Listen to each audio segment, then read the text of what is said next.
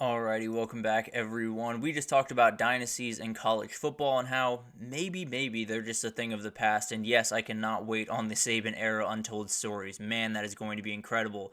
And yes, we're firmly could be in the center of a Kirby Smart dynasty. The question is that the last one that we will see? But it'll be definitely a really interesting thing to watch over the next 5, 10, 15 years. So definitely will be awesome to watch there. But let's get into some lingering questions around the top 25 teams in the country. We have jumped through, I believe, the top 16 at this point, and then we're going to get into another six upcoming right here. So let's start with the Oklahoma State Cowboys, and the biggest question firmly is, can Alan Bowman avoid the mistakes? This has been a problem for him throughout the entirety of his college career, and the good news is he has one of the best offensive lines in the country, maybe the best. Ollie Gordon is one of the best running backs in the country, maybe the best. I think the ability on the outside at the wide receiver is really good, and it's very veteran, which is maybe even more important, frankly. But Alan Bowman is a turnover guy. Last year, he had 13 passing touchdowns.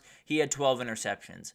And I understand they made it to the Big 12 title that year. And I understand there were a number of things that happened along the way that kind of went Oklahoma State's direction. But that can't be the case this year. If they want to be successful this year, that just plainly cannot be the case because they're going to see a lot of stacked boxes. They're going to see a lot of 8, 7, 6 guys standing there waiting for Ollie Gordon to get that ball. And when he does, they're going to absolutely swarm. So he's going to be fine. Ollie Gordon's going to be able to put up numbers. I'm not arguing that, but they have to be able to scare teams down the field. They have to be able to spread teams out, and they have to be able to open up running room for Ollie Gordon to go to work because that is the crux of this offense. So overall, I mean, you look at this team and it's a really good team across the board. They have so many guys coming back. They have so much in place to really make a run at a possible college football playoff berth. But at the end of the day, there's a couple of things that he just has to do better. Now, he's going to be doing plenty of that, so that makes it a little bit easier for sure. But he's going to have to cut the interceptions. Maybe, by 3, 5, maybe even cut them half and go down to 6 interceptions. He's got to up that completion percentage that was all the way down, I believe, below 60% a year ago. He's got to bring that up to like 63, 64%. Then you can make a difference. It doesn't have to be leaps and bounds. It doesn't have to be, making every single play for your team and totally airing the ball out.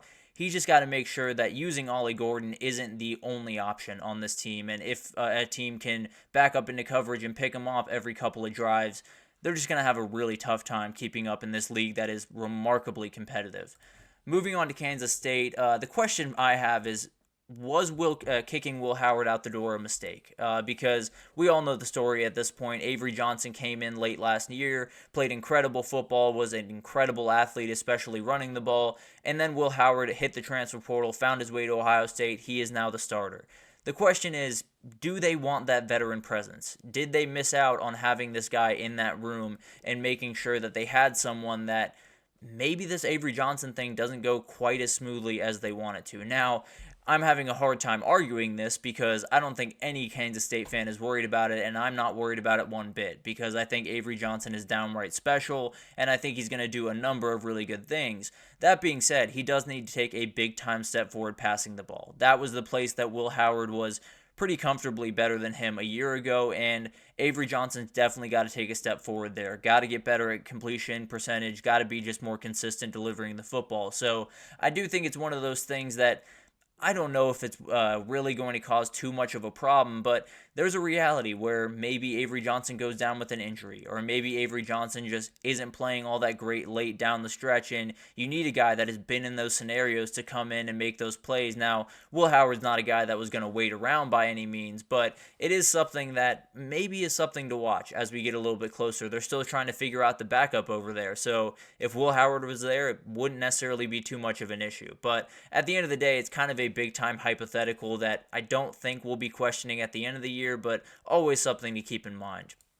Moving on to Miami, the biggest question about this team is not the transfer portal guys. It's not the talent of this team because it's absolutely ridiculous. can Mario Cristobal coach the games that he needs to coach? Can he win those big-time games down the stretch of a season?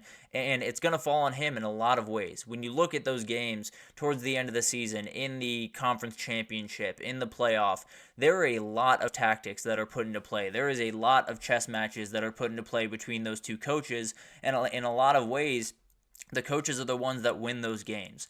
Mario Cristobal has been downright bad in a lot of those big time games and a lot of those moments that you're going to be in throughout the season if you want to do what you're capable of doing. So I think it's one of those things where if you're up 4 with 4 minutes left and you have to make some time management decisions, or you have a fourth down maybe on your own 45-yard line with 2.5 minutes left, you have all 3 timeouts. Do you punt the ball away? Do you go for it?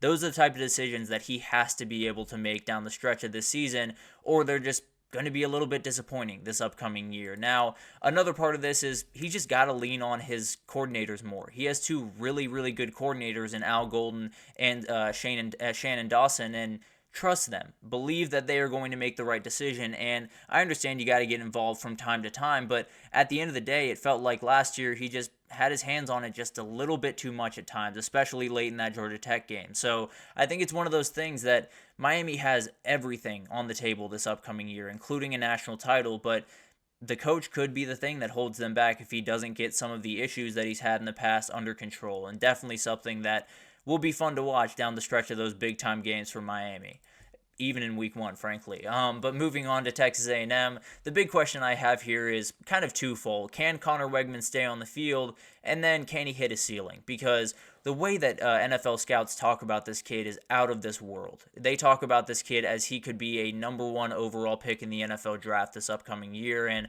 I'm having a hard time disagreeing with them. I know we have not seen a ton of that kid. I know that he has not necessarily played the amount of football that you would love to see from him, but man, the arm talent is ridiculous. He can fit balls into windows that are just remarkable, and he's one of those guys that throws with remarkable anticipation. So I understand, it's not necessarily a full case study. It's not easy to get an idea of how good this kid is after a couple of games starting and then getting injured here and there. But the talent is off the charts, and it comes down to a number of different things of can he hit that ceiling, whether it's the play calling of Colin Klein or the O-line getting a little bit better than it was last year, because that played a part in his availability throughout the year. The wide receiver depth is something that they're a little bit worried about, and then obviously him just staying on the field is the biggest thing of this. But if he hits the ceiling, this is not a team that can just win 9 games. This is not a team that can just play spoiler in the SEC. This is a team that can go to the playoff. This is a team that could possibly go to Atlanta and play for that SEC title. Now, you're walking a little bit of a tightrope, obviously, with a new head coach, but imagine if Mike Elko walked in there and took them to the playoff in his very first year, the amount of A&M fans that would be just ridiculously mad at Jimbo Fisher that aren't already ridiculously mad at Jimbo Fisher would be off the charts. But this is one of those teams that is remarkably dangerous, and you look across that roster, it's one of the most talented in the country, and that quarterback is right at the center of that. Very much like this kid, and I think he's going to be one of those that makes plenty of plays this upcoming year, and maybe, just maybe, plays himself into that first round of the NFL draft. Moving on to Arizona, my biggest question here is, was losing Jedd Fisch bigger than keeping Noah Fifita? Because that's the biggest question when you're talking about last year. It was Jayden de Laura to start the season, then he wasn't playing quite well enough. Noah Fifita came in and did something that frankly shouldn't be capable of being done. This is a very young kid that was still learning that offense that jumped in and just tore people to pieces. So we know the physical ability is incredible. We know the arm talent's awesome. We know all of that is in place. We also know Jedd Fisch's offense is really incredible. We also know that he does a really good job of putting his quarterbacks in really good positions. So the question is, keeping Noah Fifita and Tatori McMillan was as big of a deal for Arizona as anything this offseason. Is that enough to make sure you get a repeat of what you had? Is the change in offensive coordinator going to be enough to really kind of change the way this team operates and change what Noah Fifita can do on the field? So I think it's one of those things that they did change the coaching staff. There's no doubt about that. But also, the coaching staff isn't dumb. They know what they saw last year. They know what he succeeded in, and I would be very surprised if it wasn't a very similar approach. I think it's going to be one of those that you just play to your player. You don't worry about what you like to run. You don't worry about what you're bringing into the job. You worry about what that guy likes to run. And if he can run just about anything. But at the end of the day, there's a world where there's a little bit of a sophomore slump because he doesn't have that guy calling plays. And it'll be a really interesting thing to watch, especially early on in the season. They play Kansas State. If things look a little bit out of whack in that game, maybe that's the reason. Maybe Noah Fafita isn't quite as comfortable in this offense as he was in the offense a year ago, and he'll likely develop into a fine player in that offense, but definitely something that could stumble Arizona early on, and maybe they can't recover towards the end of the season. Then Kansas to finish it off, and this question is very, very simple. Jalon Daniels, can you stay on the field? We have to ask this question just about every year, and it's been a negative question just about every year, but this is one that's obviously impossible to answer right now, and it's going to be a day-to-day nightmare for Kansas State fans, just hoping that they don't have any tough hits, hoping they don't see him on the ground after a play, and really hoping they don't see any tweet come across their page that says he's out for the season. He is a remarkably talented player, and one of those guys that we talk about players, or quarterbacks in particular, that have the most power over their team season. You know, if you lose this guy, you're in deep, deep trouble, whether it's Carson Beck or Cam Ward or Avery Johnson. This guy's right there. He might be the number one on that list, frankly, because this is a totally different team without Jalon Daniels on the field, and he's someone that totally changes the way that your team works. And it's not just the offense. It's not just he makes that offense more explosive and more dangerous.